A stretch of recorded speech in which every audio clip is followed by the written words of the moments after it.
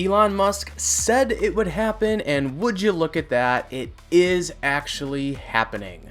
Non-Tesla drivers will be able to use Tesla's Supercharger charging stations, but with a few catches to start.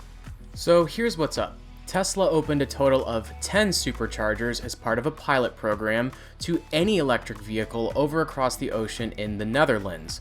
Eventually, this pilot program will probably lead to Tesla opening up access to any EV anywhere in the world to access any single one of its Supercharger stations. It's a pretty big deal, especially in the US, if and when Tesla decides to do the same thing here.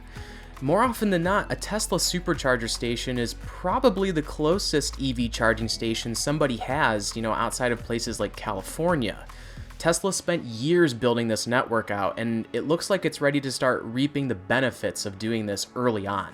So how does it all work? Well, according to Tesla, any EV driver without the big T badge on their EV just pulls up to the station like any other Tesla, opens the Tesla app, they start a charging session, all they have to do then is add a payment method, and boom, the car is charging. Once they're done charging, they end the session on the app, pay, and they are on their way. Simple enough.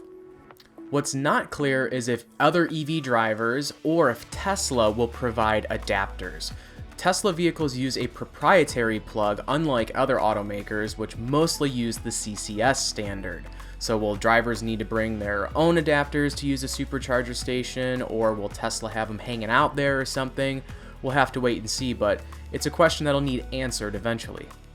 It really just feels like a matter of time before Tesla starts opening up Supercharger stations to other EVs here in the US. So, do you think this could be a game changer for EV adoption here in America? I personally think so, just because the Supercharger network is so expansive and it's pretty darn reliable too. And as you ponder that, you should like this video and perhaps subscribe to Roadshow News to get more videos like this. And as always, I'll see you in the next one.